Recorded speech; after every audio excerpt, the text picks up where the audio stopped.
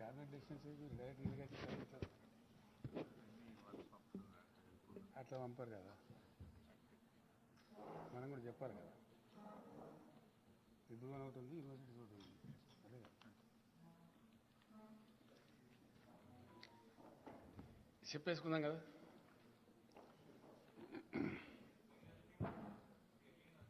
ఏమంటారు? కాదు 7 ఏమో నాకు చీఫ్ జస్టిస్ గారితో మీటింగ్ ఉంది. 15th మన తెలంగాణ జ్యుడిషియల్ ఆఫీసర్స్ మీటింగ్ ఉంది. సుప్రీంకోర్టు సీజే గారును వాళ్ళంతా వస్తున్నారు. దానికి సంబంధించి మన సీజే గారితో నాకు 7th మీటింగ్ ఉంది. ఇప్పుడు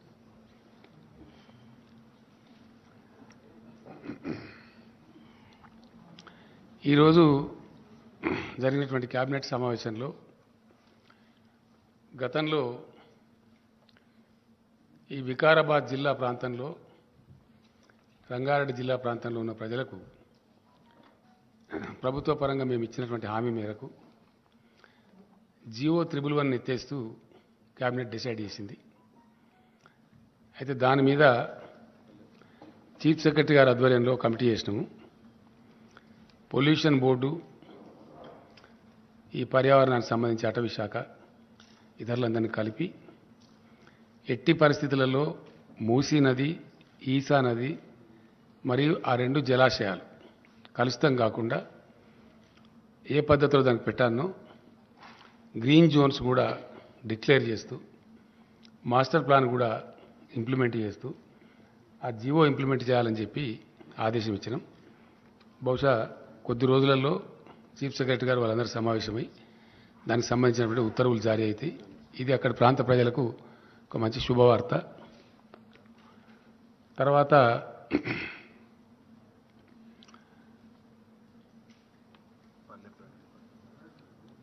మే 20 నుంచి జూన్ 5వ తేదీ వరకు పట్టణ ప్రగతి మరియు పల్లె ప్రగతి డ్రైవ్ మళ్ళా ఒకసారి చేపట్టి చాలా ఉధృతంగా వర్షాకాలానికి ముందు చేయాల్సిన అవసరం ఉంటుంది కాబట్టి పల్లె ప్రగతి, పట్టణ ప్రగతి కూడా 20th May to June 5th అనేది అది కూడా ఈరోజు క్యాబినెట్ డిసైడ్ చేసింది. ఆ ప్రకారం దాన్ని ముందుకు పోవడం జరుగుతుంది. అట్లానే ఒక 6 ప్రైవేట్ యూనివర్సిటీలు, హైదరాబాద్కు చాలా డిమాండ్ వస్తున్నది. దానికి సంబంధించి ఈరోజు ఇన్ ప్రిన్సిపల్ క్యాబినెట్ అప్రూవ్ చేసి వారికి, అంటే ఒక అగ్రికల్చర్ యూనివర్సిటీ ఉంది, దాంట్లో పేర్లు ఐడియా ఉందా? నిక్మార్ ఉంది, ఇంకా చాలా ఉన్నాయి. అమిటీ ఉంది, CII confederation of Indian industry అని చెప్పి వాళ్ళు, అది ఉంది, చాలా టాప్ ఇది ఉంది. గురునానక్ ఒకటి ఉంది, ఇంకోటి MNR అని ఒకటి ఉంది. ఇవే కదా వచ్చినాయి కదా కరెక్ట్ పేర్లు? ఏమంటారు? Kaveri agriculture university. 5 ఏమో ఇవి. సంబంధిత మంత్రులే ఉత్తర్వులు జారీ చేయాలని చెప్పి కూడా క్యాబినెట్, అంటే వాళ్ళకుండే గైడ్ లైన్స్, విధి విధానాలు, వాళ్ళ అప్లికేషన్ ఫార్మాట్స్ అని కరెక్ట్గా చూసి ఏ పద్ధతిలో ఇవ్వనో ఆ పద్ధతిలో వాళ్ళకి ఇవ్వమని చెప్పి కాన్ఫెడరేషన్ ఆఫ్ ఇండియన్ ఇండస్ట్రీ అట్లనే పెడతారు వాళ్ళు. దాని సాధి అట్లాంటి కోర్సెస్, అంటే వాళ్ళు GMRతో ఏదో టైప్లో ఉన్నారు, అక్కడ ఏరో సిటీలో అక్కడనే పెడతారు అన్నట్టు. కావేరి అంటే 2-3 సీడ్ కంపెనీలు అంటున్నాయి. అవి గంగా కావేరి అని ఒకటి ఉంది, కావేరి అని ఒకటి ఉంది, వాళ్ళందరూ కలిసి అది పెట్టుకుంటారు. తర్వాత ఫార్మా యూనివర్సిటీ ఇమీడియట్గా ఫోర్స్లోకి తీసుకొని రావాలని, అది ప్రపంచంలోనే మొట్టమొదటిది కాబట్టి దానికి మొన్న ఇటీవల ఇండస్ట్రీస్ మినిస్టర్ తిరిగినప్పుడు కూడా అమెరికన్ కంపెనీస్ చాలా కూడా ముందుకు వచ్చినాయి దానిలో పార్ట్నర్షిప్ చేయడానికి, ఆ టెక్నికల్ నోహా అదంతా కూడా తీసుకోవడానికి చెప్పినాం. దేశంలోనే మొదటిసారిగా సివిల్ అవియేషన్ ప్రపంచవ్యాప్తంగా బాగా పెరుగుతూ ఉంది. ఇప్పుడు మన దగ్గర కూడా చాలా పెద్ద ఎత్తున పెరుగుతూ ఉంది. Now Hyderabad airport is the 4th largest airport in India. కోల్కతాను, మద్రాసును రెండింటిని, చెన్నైని రెండింటిని పక్కకు జరిపేసి number 1 is Delhi, number 2 is Mumbai, number 3 Bangalore, number 4 Hyderabad. We are the fourth largest. భూభాగం దృష్ట్యా చూస్తే మనది largest airport in India, larger than Delhi airport. ఢిల్లీది 5,000 ఎకరాలు ఉంది, మనదేమో 5,200 ఎకరాలు ఉంది శంషాబాద్ ఎయిర్పోర్ట్. సో వాళ్ళు చెప్పిన ప్రకారంగా సెకండ్ రన్వే గురించి కూడా ఇమీడియట్ స్టెప్స్ తీసుకోమని చెప్పి జిఎంఆర్కి చెప్పినాం. మనకి ఇప్పుడు ఎగ్జాక్ట్లీ టెర్మినల్ ఏదైతే ఉందో టెర్మినల్కి సదరన్ సైడ్లో ఒక రన్వే ఉంది, ఎగ్జాక్ట్లీ టెర్మినల్ మధ్యలోకి వచ్చి నార్త్ సైడ్ ఇంకో రన్వే వస్తుందన్నమాట.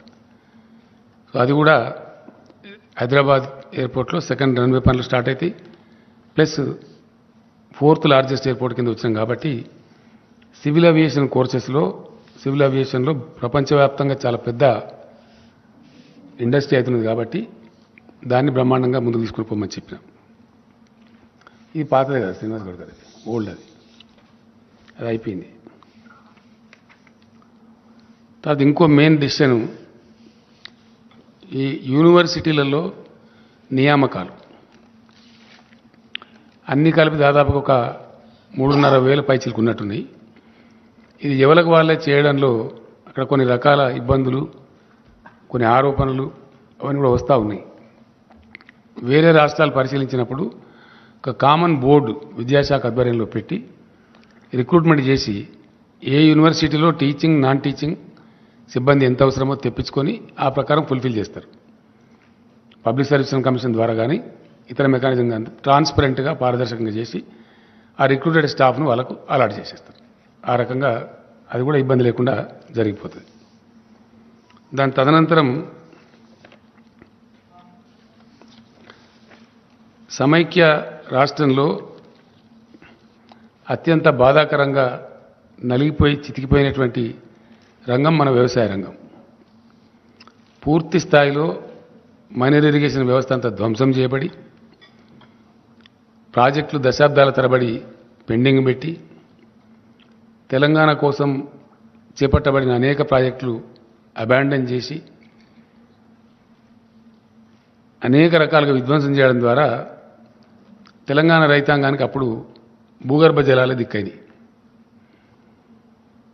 కరువులు, కాటకాలు, అనేక ఇతరత్ర దీనివల్ల తెలంగాణ గ్రామీణ ముఖ చిత్రం మొత్తం చెల్లాచెదురైపోయి రైతుల ఆత్మహత్యలు కూడా చాలా భయంకరంగా జరిగింది. ఆకలి చావులు కూడా చాలా జరిగినాయి.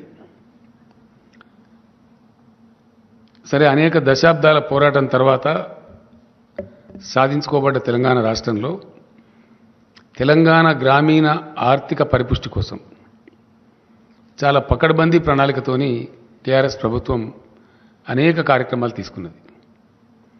అందులో భాగంగా వ్యవసాయంలో అద్భుతమైన ఫలితాలు సాధించే దిశగా అనేక ఉద్దీపనలు ఆ రంగానికి ప్రభుత్వం సమకూర్చడం జరిగింది. ఆ ఉద్దీపనలలో భాగంగా గతంలో ఏంటంటే 2 సమస్యలు బాగా పట్టిపీడించేటి రైతాంగాన్ని. ఒకటి నీళ్ల సమస్య, ప్రాజెక్టులు కాకపోవడం, కాలువల ద్వారా నీళ్లు రాకపోవడం, కరువు కాటకాలు సంభవించడం ఒక భాగం. రెండవ భాగం ఆ ఉన్న కొద్దిపాటి 600 నుంచి 900 ఫీట్ల లోతులోకి వెళ్ళి తీసుకునే భూగర్భ జలాలు కూడా కొద్దిపాటి అందుబాటులో ఉన్నా అవి తీసుకోవడానికి అవసరమైన కరెంటు చాలా అస్తవ్యస్తంగా ఉండి వందలు వేల సంఖ్యలో ప్రతిరోజు మూటలు గాలిపోవడం, తద్వారా రైతులు నష్టపోవడం, ఆ కరెంటు కోతల వల్ల వరి పంటలు ఎండిపోవడం, ఇట్లాంటి అనేక చాలా బాధాకరమైన దృశ్యాలు మన కళ్ళారా చూసినాం. చాలా పెద్ద, అసలు సమ్మర్ వచ్చిందంటేనే ఒక భయోత్పాతమైన పరిస్థితి. రైతాంగం ఇప్పుడు కూడా అరిచేతిలో ప్రాణం పెట్టుకొని బతికే పరిస్థితులలో చాలా దీనావస్థలో ఉంది. అందువలన వ్యవసాయం చాలా ఘోరాతి ఘోరమైన పరిస్థితికి లోనైంది. దాన్ని తిరిగి పునరుజ్జీవింపజేయడానికి first step was taken by the government was mission Kakatiya. చాలా అద్భుతమైన ఫలితాన్ని ఇచ్చింది అది, చాలా చాలా అద్భుతమైన ఫలితాన్ని. అది సాంకేతికంగా భూగర్భ జలశాఖ, కేంద్ర జలవనరుల శాఖ వాళ్ళ నివేదికల్లో వెల్లడించారు. ఇండియాలో అత్యధికంగా భూగర్భ జలాలు పెంచిన రాష్ట్రం ఏది అంటే తెలంగాణ అని చెప్పడం జరిగింది.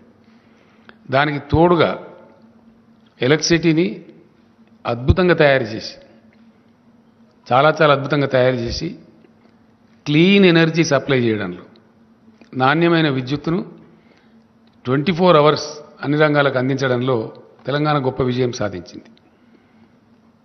ఇంకా ఇప్పుడు మనకు రాబోయే రోజులలో యాదాద్రి 4000 మెగావాట్స్, ఎన్టీపీసీ కన్స్ట్రక్ట్ చేసినటువంటి 1600 మెగావాట్లు ఇయర్ 23లో మనకు అందుబాటులో రాబోతూ ఉంది. అండ్ ఇంకొక 5600 మెగావాట్స్ ఆఫ్ థర్మల్ పవర్ మనకు నెక్స్ట్ ఇయర్లో ఇయర్ 23లో 23 ఎండింగ్ అంటున్నారు వాళ్ళు, కొద్దిగా స్పీడ్ చేయమన్నాం కాబట్టి ఇంకో 5600 మెగావాట్లు కూడా మనకు యాడ్ కాబోతుంది. ఆ రకంగా విద్యుత్ పంపిణీ విధానంలో ఉండేటువంటి ఆ యొక్క అసమతుల విధానాన్ని సమతులం చేసి, అంటే డిస్ప్రపోర్షనేట్ సిస్టమ్ అంతా కూడా ప్రపోర్షనేట్ చేసి చాలా చక్కగా నాణ్యమైన విద్యుత్తు కోతలు లేకుండా, లో వోల్టేజ్ లేకుండా అందించడం వల్ల కూడా గణనీయంగా వ్యవసాయ ఉత్పత్తులు పెరిగిపోయినాయి. చాలా పెద్ద ఎత్తున రైతు ఆ షీట్ ఏదది అది విలేకరులకు అయింది కదా.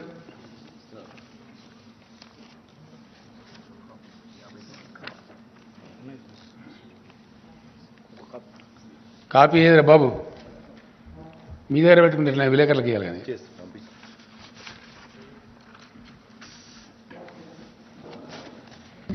మన కోసం కాదు కదా, వాళ్ళ కన్సంప్షన్ కోసం పెట్టేసి మీరు.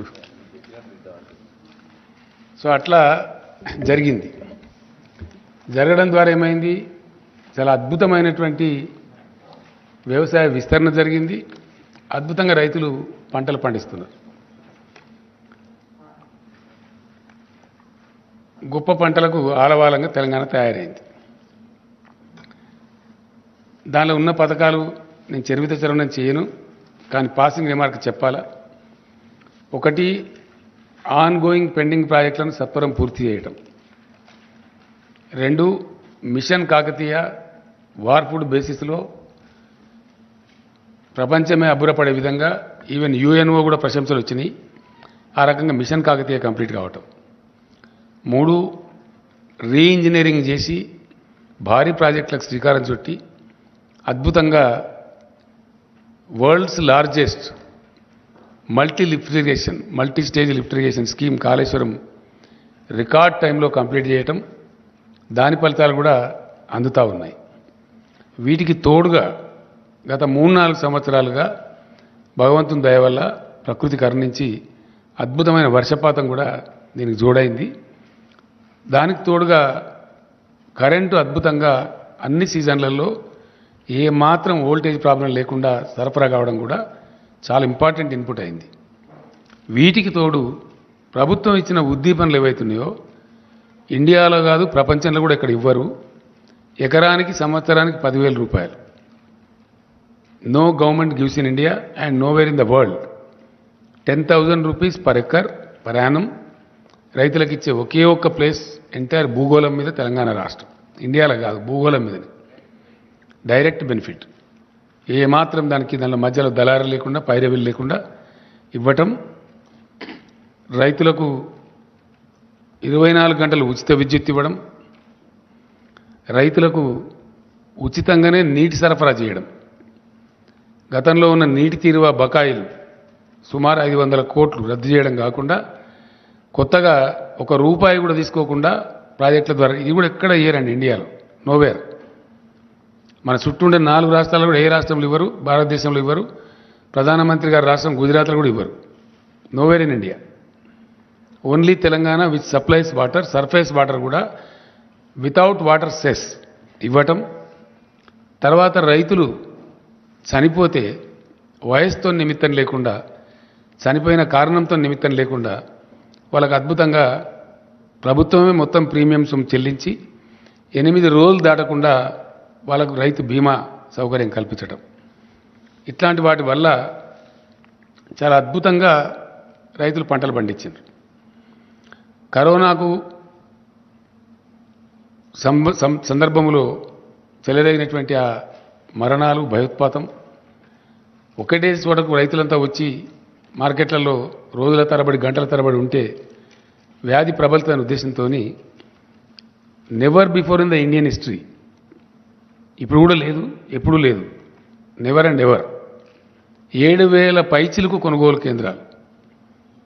ఏ గ్రామానికి ఆ గ్రామంలో పెట్టి nowhere in India this is Telangana సైజుతో కంపేర్ చేస్తే చాలా ఎక్కువ.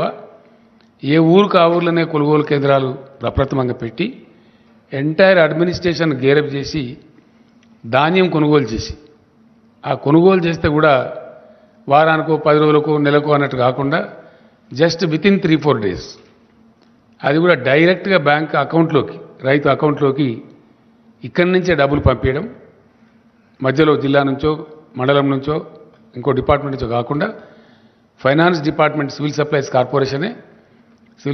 కార్పొరేషన్ ద్వారా రూట్ చేసి డైరెక్ట్గా రాష్ట్ర ప్రభుత్వం వారి ఖాతాల్లో వేయడం చాలా చాలా చాలా సానుకూలమైనటువంటి ఒక పవనం వీచింది. దాంతో పంటలు పండడం కోసం ఇచ్చే డబ్బులు కానీ, కరెంటు కానీ, నీళ్లు కానీ, ఇతర ప్రోత్సాహాలు కానీ, కల్తీ లేని విత్తనాలు అందించే ప్రయత్నాలు కానీ, కల్తీ మీద first state in India to bring PD act కానీ, వీటన్నిటి వల్ల అద్భుతంగా వచ్చింది. దాంతోపాటు కొనుగోళ్ళు ఎక్కడికక్కడనే జరిగి 3వ రోజుకు 4వ రోజుకి వారి బ్యాంకులోకి క్లీన్గా డబ్బులు రావడం, అకౌంట్లో జమ కావడం ఎక్కడ ఉండదండి. ఇండియా మొత్తంలో ఏ స్టేట్లో కూడా ఉండదు, అసలే ఉండదు, కాక ఉండదు. ఆ విధంగా జరగడం వల్ల వీటన్నిటి సమాహారంగా రైతులు అద్భుతంగా ధాన్యం పండిస్తూ ఉన్నారు. అయితే ఇంకా చాలా ఉన్నాయి. వెరసి జరిగింది ఏంది? నెట్ రిజల్టు అంటే 1 కోటి ఎకరాల విస్తీర్ణం పెరిగింది, 2 పంటలు కలిపి 1 కోటి పైచిలుకు. 2014-15 to 2022 more than 1 crore acres. ఈ మల్టిపుల్ యాంగిల్స్లో ఈ పనులన్నీ జరిగేటప్పటికీ ఆలోచించిన పద్ధతిలో, ఆశించిన పద్ధతిలో అవన్నీ కరెక్ట్గా సింక్రనైజ్ కావటం మూలాన 1 కోటి ఎకరాలలో విస్తీర్ణం పెరిగి పంటలు చాలా బ్రహ్మాండంగా పండుతున్నాయి. అయితే పూర్తి స్థాయిలో రైతు వ్యతిరేకంగా పనిచేస్తున్నటువంటి ప్రభుత్వం కేంద్రంలో ఉండటం భారత రైతాంగం యొక్క దురదృష్టం పూర్తి స్థాయిలో. ఎందుకంటే 13 నెలల పాటు లక్షలాది మంది రైతులు దేశ రాజధానిలో ధర్నా కూర్చున్న పరిస్థితి మనం చూసినాం. చివరికి ఆ చట్టాలు రద్దు చేసుకొని భారత ప్రధానమంత్రే క్షమాపణ వేడుకున్నటువంటి పరిస్థితి కూడా మనం చూసినాం. అంటే ఎంత దిక్కుమాలిన, ఎంత దరిద్రం కొట్టు ప్రభుత్వం కేంద్రంలో ఉన్నదనే దానికి ఇది ఒక సంకేతం. అది యథాతథంగా మీ అందరూ ప్రత్యక్ష సాక్షులు. దానిలో ఏం డంబాచారం కానీ, మిర్చి మసాలా వేసి నూరిన మాట కానీ ఏం లేదు. అది ఫ్యాక్ట్, హిస్టరీ.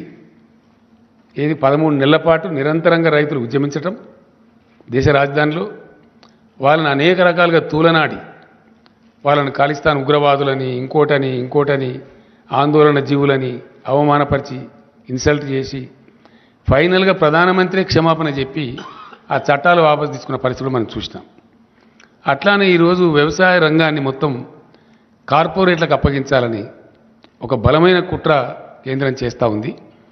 అంటే రైతులు వాళ్ళ భూములన్నీ కార్పొరేట్ కంపెనీలకు అప్పగించాలి, దానిలోనే జీతగాలుగా పనిచేయాలి. ఇది అల్టిమేట్ కుట్ర. దాన్ని దృష్టిలో పెట్టుకొని వ్యవసాయ రంగాన్ని కుదేలు చేయాలని చెప్పి అనేక దుర్మార్గాలు చేస్తూ ఉన్నారు.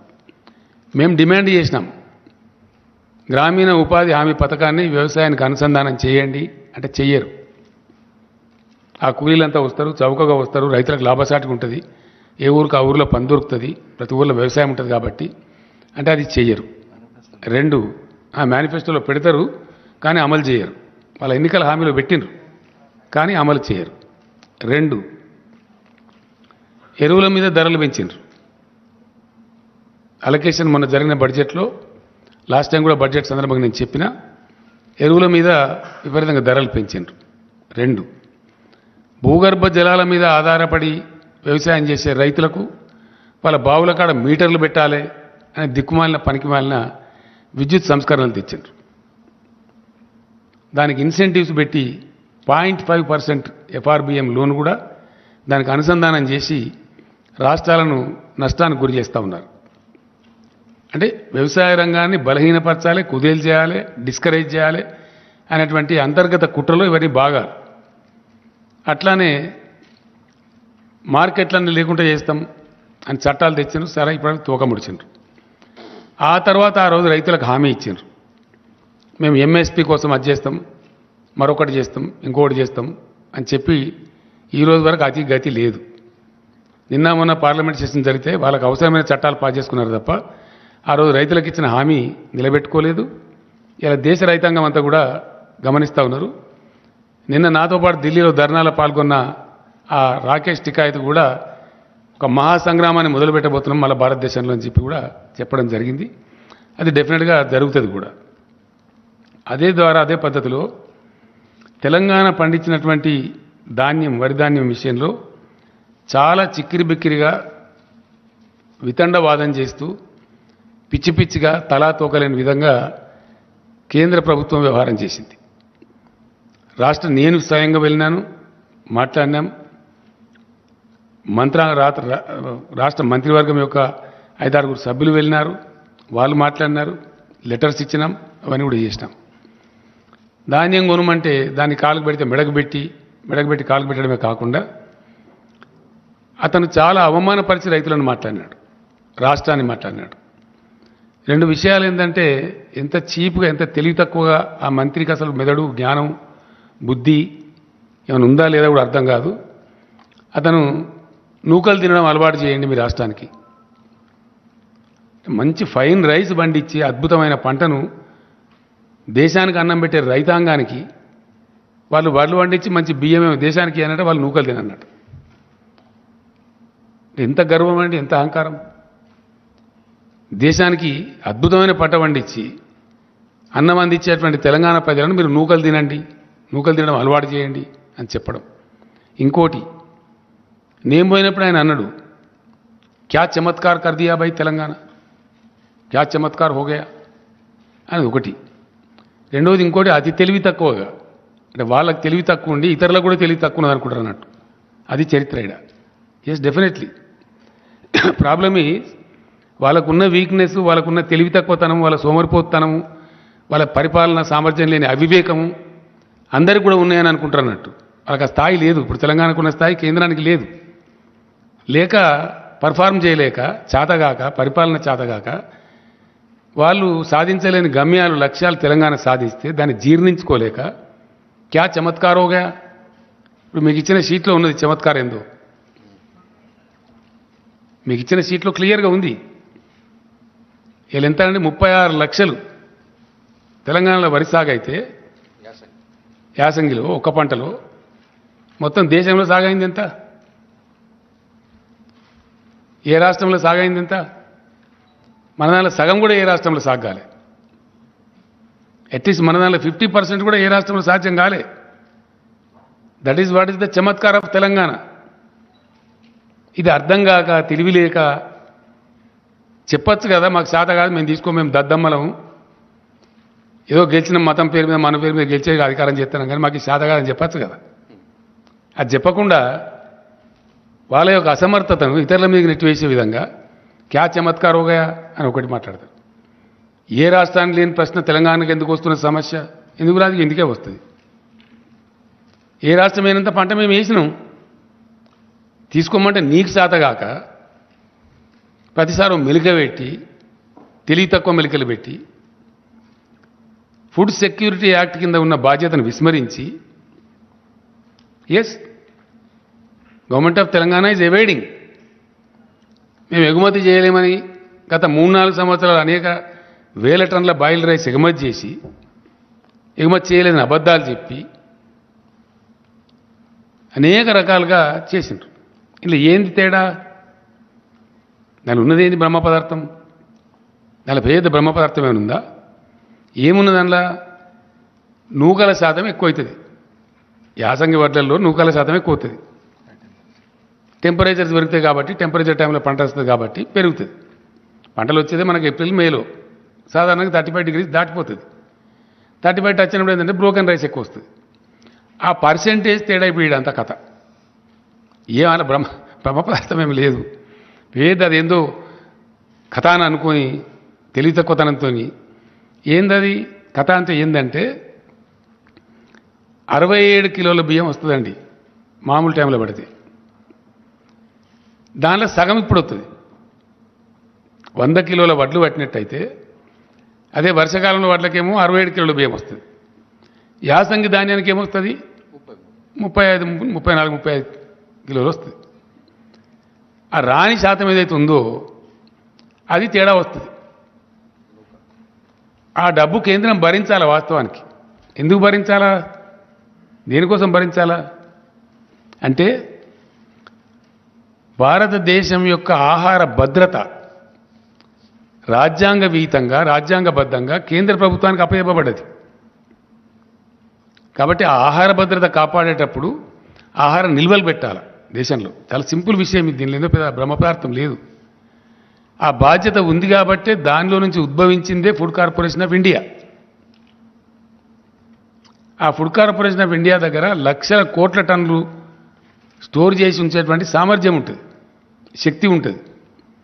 ఇతర ఏ రాష్ట్రానికి కూడా ఆ స్టోర్ చేసే శక్తి సామర్థ్యాలు ఉండవు. టెంపరీ ట్రాన్సిట్ స్టోరేజ్ సామర్థ్యం ఉంటుంది తప్ప శాశ్వతంగా ఉండదు. కాబట్టి ఫుడ్ కార్పొరేషన్ ఆఫ్ ఇండియా ఈ పంటలు తీసుకొని దాన్ని మళ్ళీ వితరణ చేసే సందర్భంలో కొద్దిపాటి లాస్ వస్తే వస్తుందో 5,000 కోట్లు 10,000 కోట్లు వస్తుంది, దాన్ని భరించాలి. కొన్ని సందర్భాల్లో ప్రపంచంలో కరువు వచ్చినప్పుడు ఎక్స్పోర్ట్ చేస్తే లాభం కూడా వస్తుంది. కొన్నిసార్లు లాభం వస్తుంది, కొన్నిసార్లు నష్టం వస్తుంది. అది మేము భరించలేము అని చెప్పలేక భరించరు. ఎందుకంటే దానిలో సీక్రెట్ ఉంది. సీక్రెట్ ఏంది? తెలివి తక్కువ ప్రభుత్వం కేంద్రంలోది. ఇప్పుడు ఏం ఎంత తెలివి తక్కువ, ఎంత దుర్మార్గమైన, ఎంత హీనమైన నీచమైన ప్రచారాలు చేస్తారండి. ట్యాక్సేషన్లో 2 భాగాలు ఉంటాయి, కేంద్ర పన్నులు, రాష్ట్ర పన్నులు. డెఫినెట్గా కేంద్రం ఈ పన్నులు వసూలు చేయాలా, రాష్ట్రాలకు ఈ పన్నులు వసూలు చేసుకోవాలని ఉంటుంది. దానిలో ఇప్పుడు పెట్రోల్ డీజిల్ మీద రాష్ట్రానికి కూడా కొంత ఉంటుంది, వ్యాట్ వేసుకునే అవకాశం ఉంటుంది. మేము వచ్చిన కాడ నుంచి గవర్నమెంట్ మేము పెంచలేదు, నా దించలేదు. ఆ వ్యాట్ ఉన్నంతనే ఉన్నది. 2015లో ఒకసారి అది జీరోలలో ఏదో ఉంటే దాన్ని రౌండ్ ఫిగర్ చేసినాం. జస్ట్ జీరోలలో ఉండేది, అంటే 60 పైసలు 30 పైసలు ఉంటే దాన్ని ₹1 చేసినాం. రౌండ్ ఫిగర్ చేస్తే కలెక్షన్ ఈజీ ఉంటుంది, ఇచ్చే వాళ్ళకైనా తీసుకునే వాళ్ళకైనా. అంతకుమించి తెలంగాణ వచ్చిన కానీ తెలంగాణ చరిత్రలో పెట్రోల్ మీద డీజిల్ మీద మేము పైసా పెంచలే. యాజ్ ఇట్ ఈజ్ ఉన్నాయి రేట్లు, స్టేట్ ట్యాక్స్. కానీ సెంటరు రోజుకు ₹1, రోజుకు బారానా, రోజుకు ₹1, ₹2 పెంచి దానికి ఏం ప్రచారం చేస్తారండి? స్టేట్ ట్యాక్స్ తగ్గించాలన్నట. మరి నువ్వెందుకు పెంచాలా? నువ్వు దేనికోసం పెంచుతున్నావు నాకు అర్థం కాదు. స్టేట్ ట్యాక్స్ తగ్గించాలని నువ్వు చెప్తున్నావు, నువ్వు పెంచాలా మేము తగ్గించానా? అంటే నీ జేబు నిండాలి, మా జేబు ఖాళీ కావాలి. దీని ఎన్నుకున్న ఫిలాసఫీ ఏంటండి? భారతీయ జనతా పార్టీ ఆర్ఎస్ఎస్ వాళ్ళ యొక్క ఫిలాసఫీ ఏంటంటే బలమైన కేంద్రం, బలహీనమైన రాష్ట్రాలు. వీళ్ళు ఆర్థికంగా దివాలా తీయాలి. రాష్ట్రాలు చిప్పబట్టుకొని నిలబడాలి లైన్లా, వాళ్ళ చెప్పు చేతలలో ఉండాలి. అంటే ఇది ఫెడరల్ సమాఖ్యకు పూర్తి విరుద్ధమైనటువంటి, టోటల్ అగెనిస్ట్ ఉండేటువంటి ఒక దిక్కుమాలిన సిద్ధాంతం. ప్రజాస్వామ్యం యొక్క పరిణతి, మెచ్యూరిటీ ఆఫ్ డెమోక్రసీ, ప్రజాస్వామ్య పరిణతి పెరిగిన దేశాలలో సెంటర్ నుంచి పవర్స్ డెవల్యూట్ అవుతాయి రాష్ట్రాలకు, రాష్ట్రాల నుంచి లోకల్ బాడీస్కు ట్రాన్స్ఫర్ అవుతాయి. అది టైర్ విధానం. అధికారాలను రాష్ట్రాలకు ఇవ్వాల్సింది పోయి కాంకరెంట్ లిస్టు పేరు మీద మొత్తం రాష్ట్రాల అధికారాలు కబలిస్తూ బలమైన కేంద్రం, బలహీనమైన రాష్ట్రాలు అనే ఒక సిగ్గుమాలిన సిద్ధాంతం పట్టుకొని పనికిమాలిన యాంటీ ఫెడరల్ సిద్ధాంతం చుట్టూ వేలాడుతూ కొనసాగించే దుష్ప్రచారం ఏంది? స్టేట్ ట్యాక్స్ తగ్గించమనండి, పెట్రోల్ రేట్లు తగ్గుతాయి. మరి నువ్వెందుకు వేస్తున్నావు? ఒకవేళ భారత ప్రభుత్వం యొక్క నీతి సామాన్య ప్రజలకు తక్కువ ధరలకే పెట్రోల్ డీజిల్ అందించాలని అయితే పెంచద్దు కదా. నువ్వు పెంచి రాష్ట్రాన్ని తగ్గించమని ఎట్లా అంటావు? నీకు ఏ నోరుతోనంటావు? నీ నోరా మోరా? What it is? నువ్వు పెంచకుండా ఉండి నువ్వు తగ్గించమంటే నువ్వు గొప్ప నువ్వు అవుతావు. నేను పెంచుతా, నువ్వు తగ్గియాల. ఇది నీతా?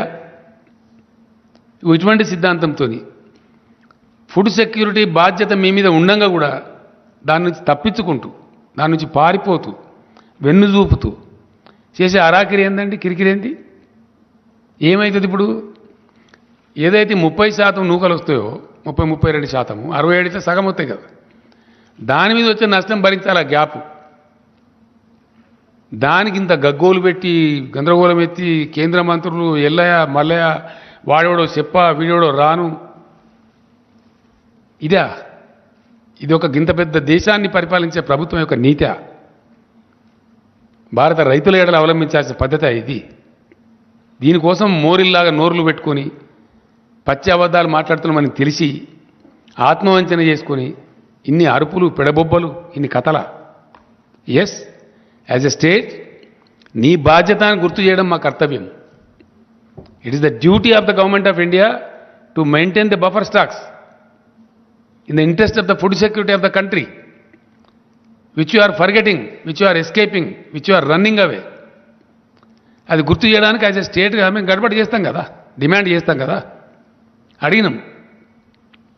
ఫైనల్ నిన్న ఢిల్లీలో పోయి కూడా ఎక్స్పోజ్ చేసినాం. భారత ప్రజల ముందు ఈ ప్రస్తుత భారత ప్రభుత్వాన్ని దోషిగా నిలబెట్టాలి. ఎస్, కాబట్టి ఆ ప్రయత్నం కోసం ఢిల్లీ పోయి కూడా నిన్న సఫిషియెంట్గా ఎక్స్పోజ్ చేసినాం 100%.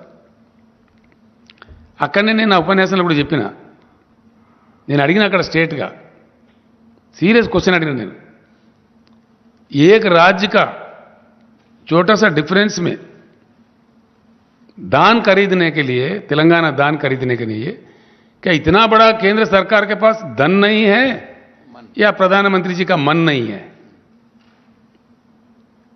ఏం లేదు, मन नहीं है. పెద్ద పెద్ద బడా బడా ఘరానా డకెయిట్ గాళ్ళు వేల కోట్లు ముంచుతారు ఒక్కొక్క బ్యాంకును. వాళ్ళని కాపాడుతుంది ప్రభుత్వం. నరేంద్ర మోడీ గారి ఘనత వహించిన ప్రభుత్వంలో అత్యధికంగా సాధించిన ప్రగతి ఏంటంటే బ్యాంకు దివాలాలు తీయించడం, వాళ్ళు సేఫ్గా పోయి లండన్లో ఉండడం. వాళ్ళని అరెస్ట్ చేయడానికి పోతే ఇదే కేంద్ర ప్రభుత్వం పెద్దలు ఫోన్లు చేసి వాళ్ళని వాపసు పిలిపియడం. అవన్నీ ఉన్నాయి, డాక్యుమెంట్స్ వచ్చినాయి, ప్రూఫ్స్ ఉన్నాయి. త్వరలోనే వీళ్ళ మొత్తం పాపాల పుట్ట బయట పెట్టబోతాం. ఎస్, ఏవైతే లండన్లో మంచిగా పిక్నిక్లు ఉన్నారో వీళ్ళ మిత్రులు, ఈ కార్పొరేట్ గద్దలు, వాళ్ళని అరెస్ట్ చేయడానికి సిబిఐ అధికారులు పోతే వాళ్ళని వాపసు పిలిపించారు. పిలిపించిన పేర్లు అవన్నీ ఉన్నాయి, త్వరలోనే బయట పెడతాం డాక్యుమెంట్స్. ఢిల్లీ రాజధానిలో పెడతాం.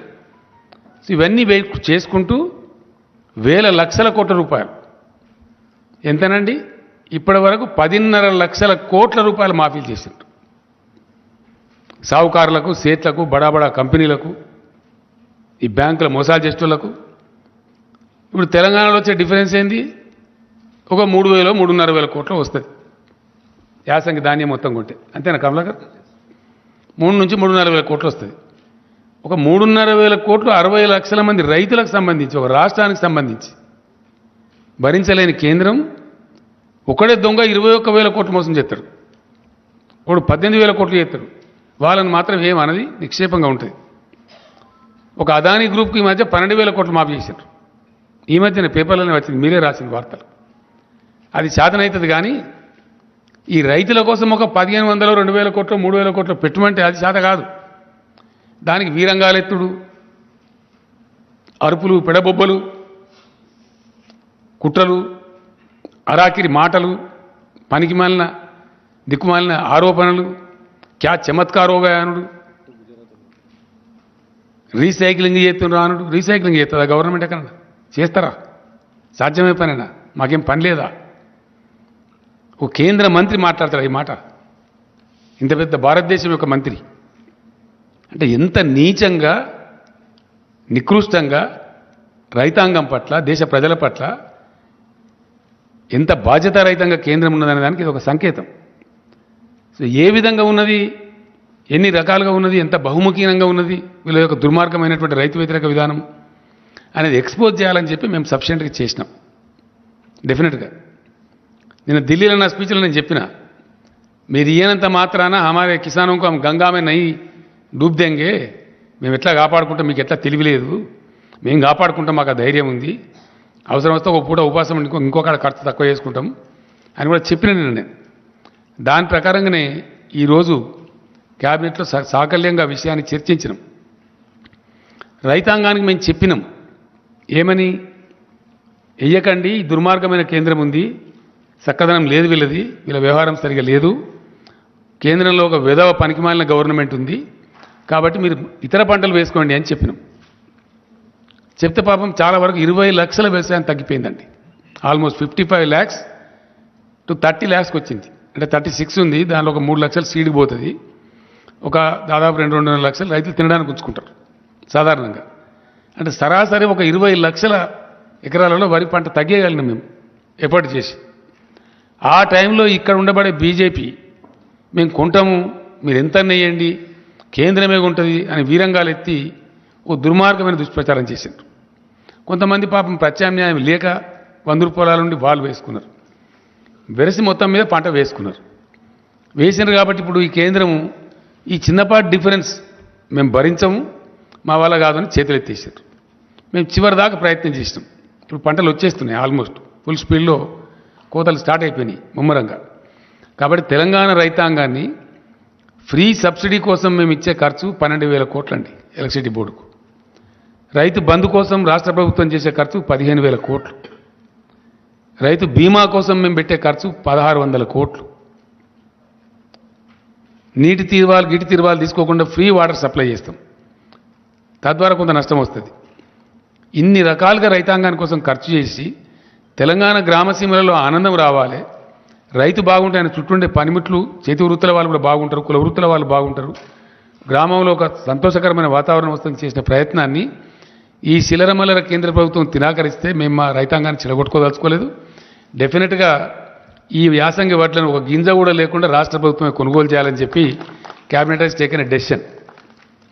దానికి ఆ వచ్చే వ్యత్యాసం ఎంత, ఆ వ్యత్యాసానికి మేము భరించాల్సింది ఎంత అనే దానికి ఒక 4 ఎక్స్పర్ట్స్ దాంతో చీఫ్ సెక్రటరీ ఆధ్వర్యంలో ఒక కమిటీ వేసినాం.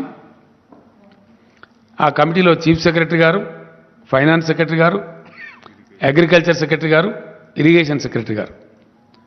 ఇరిగేషన్ సెక్రటరీ గారు గతంలో సివిల్ సప్లైస్ కమిషనర్ కూడా పనిచేసిండు, ఆయనకు అనుభవం ఉంది. ఈ 4 కలిపి మేము కమిటీ వేసినాం. తక్కువ నష్టంతో ఈ ధాన్యం కొనాలి, డిస్పోజ్ కావాలి. ధాన్యం కొనుగోళ్లకు బ్రహ్మాండంగా రేపటి నుంచే యుద్ధ ప్రాతిపదికన కలెక్టర్లతో వీడియో కాన్ఫరెన్స్ పెట్టమన్నాం, ఆదేశాలు ఇచ్చినాం. గౌరవ మంత్రులందరినీ కూడా రిక్వెస్ట్ చేసినాం. రేపు ఇమీడియట్ జిల్లా కేంద్రాలకు పోయి టోటల్ అడ్మినిస్ట్రేషన్ గేరప్ చేసి ప్రతి ఊరిలో in each and every village కొనుగోలు కేంద్రాలు స్టార్ట్ చేయమని చెప్పినాం. రాబోయే 2-3 రోజుల్లో మొత్తం ఎస్టాబ్లిష్ చేసి సివిల్ సప్లైస్ మినిస్టర్ గారు దానికి అవసరమైన గోనె సంచులు, మన్ను, మశానం ఏమేమి ఉంటుందో ఆ తతంగం అంతా ఆ డిపార్ట్మెంట్ చూసుకుంటుంది. దానికి ఏవేవైతే అవసరాలు ఉంటాయో సివిల్ సప్లైస్ డిపార్ట్మెంట్ వాళ్ళు కోఆర్డినేట్ చేస్తారు.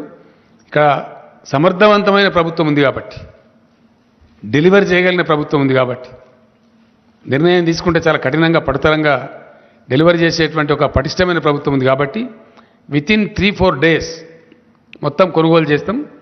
నేను రైతాంగానికి విజ్ఞప్తి చేస్తా ఉన్నా, ఒక్క గింజ కూడా తక్కువ ధరకు అమ్మకండి. 1960 రూపాయల ఎంత ఉంది అది, 1960 అయితే ఎంఎస్పి ఉందో టంచన్గా 1960 రూపాయలు మీకు చెల్లిస్తాము.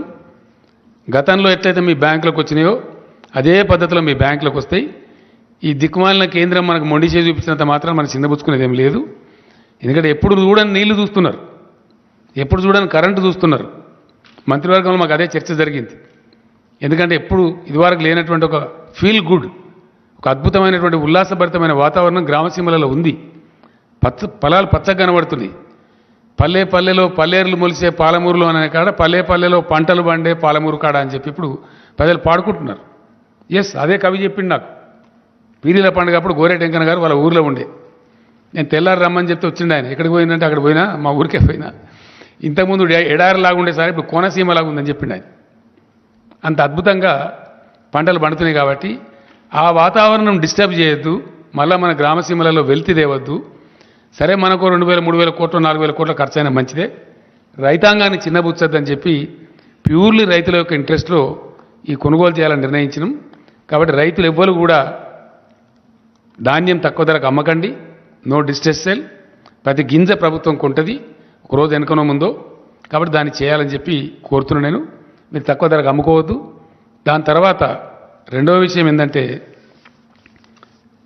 తెలంగాణ రాష్ట్రం తరఫున నేను మొన్ననే చెప్పిన, తప్పకుండా నిన్న మొన్న నాకుండే చిన్న ఆరోగ్య సమస్య వల్ల ఢిల్లీలో దాదాపు 8 రోజులు గడిపిన నేను. చాలామంది మిత్రులు కలిసిండ్రు, చాలామంది ఎకానమిస్టులు కలిసిండ్రు, రాజకీయ నాయకులు కూడా కలిసిండ్రు, కొందరు ఫోన్లో మాట్లాడింది, కొందరు కలిసిండ్రు, రకరకాలు జరిగింది. భారత మేధోవర్గం మొత్తం ఆలోచిస్తూ ఉంది. అలా భారతదేశాన్ని ఇప్పుడున్న ప్రభుత్వం, అధికార పార్టీ బీజేపీ ఒక దుర్మార్గమైనటువంటి, అనారోగ్యకరమైనటువంటి, అనాలోచితమైన విధానంలో వాళ్ళ సంకుచిత రాజకీయాల కోసం మతోన్మాదాన్ని పెట్టిరేగేటువంటి ప్రయత్నం చేస్తూ ఉన్నారు. అన్ని రకాలుగా దేశాన్ని దెబ్బతీసిండ్రు. జీడీపీ మొత్తం నాశనం అయిపోయింది, ఎకానమీ చెల్లాచెదురైంది, నిరుద్యోగ సమస్య పెరిగింది, ఆరోగ్య సమస్యలు పెరిగినాయి, పరిశ్రమలు మూతపడుతున్నాయి, అన్ఎంప్లాయ్మెంట్ పెరిగిపోయింది, హంగర్ ఇండెక్స్లో కూడా క్షీణించిపోయింది, ఇబ్బడి ముబ్బడిగా విపరీతమైన సెస్సుల రూపంలో ప్రభుత్వం ట్యాక్సులు పన్నులు విధిస్తూ ఉంది, నిత్యావసరాల ధరలు పెంచుతూ ఉంది, సామాన్య ప్రజలు నడ్డి విరుస్తూ ఉంది. లెక్క లేకుండా అలక్ష్యంగా అన్ని పెంచడం, వాళ్ళకు ఒక అహంకారం తలకెక్కింది బాగా, నిష, అధికార నిష. ఏంది, మేమన్నీ చేస్తాం, ఏదైనా రాగానే ఒకటి లో కాశ్మీరీ ఫైల్స్, లో పుల్వామా, లో తోక, లో తొండెం అని ఆ మత గజ్జికి సంబంధించినటువంటి ఒక చిల్లర షార్ట్కట్ మెథడ్లో ప్రజలను అప్పటికప్పుడు ఉద్వేగపరచడం, 10 ఓట్లు సంపాదించుకోవడం జరుగుతూ ఉంది. నిన్న శ్రీరామనవమి పండుగ జరిగింది. శ్రీరామనవమి పండుగ భారతదేశం అంతా జరుపుతారు, ప్రతి గ్రామంలో జరుపుతారు, ప్రతి ఇంట్లో జరుపుతారు, అందరు పూజ చేసుకుంటారు. శ్రీరామనవమి నాడు ఇప్పుడు ఎన్నికలు రాబోయే రాష్ట్రాలలో ఏం జరుగుతూ ఉంది, ఎన్నికలు లేని రాష్ట్రాలలో ఏం జరుగుతూ ఉంది. గుజరాత్లో రాళ్ళెత్తారు, కర్ణాటకలో రాళ్ళెత్తారు, వేరేకాడ ఎందుకో వేయరు. ఎక్కడ ఎన్నికలుంటే అక్కడ డ్రామా స్టార్ట్, రాళ్ళేసుడు, ఉద్రిక్తతలు సృష్టించుడు, ఆ ఉద్వేగంలో నుంచి వచ్చేదాన్ని పొలిటికల్ క్యాపిటలైజ్ చేసుడు అనేటువంటి ఒక చిన్న ట్రిక్ పెట్టుకొని, దీని ముందర ఏదున్నా సరే సమయానికి అన్ని చెల్లాచెదురైతే అనేటువంటి ఒక దిక్కుమాలిన ఆలోచనతో మొత్తం దేశాన్ని సర్వభ్రష్టం చేసే పరిస్థితి పోతూ ఉన్నారు. చాలా బాధాకరం అండి, చాలా అంటే చాలా. అద్భుతమైనటువంటి నగరం మన బెంగళూరు నగరం. అనేక ప్రభుత్వాల యొక్క కృషి ఫలితంగా అది సిలికాన్ వ్యాలీ ఆఫ్ ఇండియా అయింది. 30 లక్షల మందికి డైరెక్ట్గా ప్రత్యక్షంగా ఐటీ ఉద్యోగాలు దొరుకుతాయి. మరో 30 లక్షల మందికి ఆల్మోస్ట్ ఇండైరెక్ట్ ఉద్యోగాలు దొరుకుతాయి. అంత అద్భుతమైనటువంటి రాష్ట్రంలో చాలా అయిందా time, just 2 minutes, 5 to 7, yeah. ఆ రకంగా ఉన్నటువంటి రాష్ట్రంలో 6 రకాల నిషేధాలు ప్రభుత్వం ఉత్తర్వులు ఇస్తాయండి. హిజాబు నిషేధము, హలాల్ మాంసం నిషేధము, ముస్లింలు నడిపే వాహనాలు ఎక్కద్దు, ముస్లింల షాపులలో ఖరీదు చేయొద్దు, ఇంకేదో దిక్కుమాలి అన్ని పనికిమాలి. దీని బ్యాక్లాష్ ఏముంటుందండి? మొన్న కువైట్ దేశంలో 11 మంది పార్లమెంట్ సభ్యులు ఆ ప్రభుత్వానికి రాసిండ్రు, కిక్అవుట్. అక్కడ ఆ దేశంలో వ్యవహారం బాగాలేదు, వాళ్ళు మన దగ్గర ఉంటే కూడా దుర్మార్గంగా ఉంటుంది, వీళ్ళని ఎలగొట్టండి అని చెప్పి మాట్లాడుతున్నారు. అట్లా దాదాపు దేశం నుంచి 13 కోట్ల మంది ప్రజలు వివిధ దేశాలలో బ్రతుకుతున్నారు.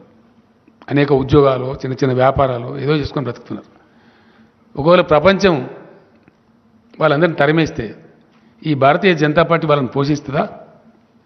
వాళ్ళకి ఇండియాలో ఉద్యోగాలు ఇస్తారా? ఏం జరగబోతుంది? ఉన్న పరిశ్రమలు మూతపడితే ఇలా పరిశ్రమలో పనిచేసే కార్మికుల గత్యం కావాలా? ఉన్న ఐటీ పరిశ్రమ బిస్తర్ కడితే ఐటీ ఉద్యోగుల గత్యం కావాలా? పెట్టుబడిదారులు విముఖత చూపితే, పెట్టుబడుల వెలువ రాకపోతే, కొత్త ఉద్యోగాల కల్పన జరగకపోతే ఈ నిరుద్యోగ యువత యొక్క ఆశలను నెట్టిపోవాలా? దేశం చిన్నాభిన్నమైతే మళ్ళీ సంభాళించుకోవడానికి కనీసం 100 సంవత్సరాలు పడుతుందండి. ఈ చిన్న మతపిచ్చితోని, చిన్న ఉద్వేగాలతోని, అప్పటికప్పుడు కలిగే తాత్కాలిక రాక్షస ఆనందంతో దేశం కోల్పోయేది చాలా ఎక్కువ.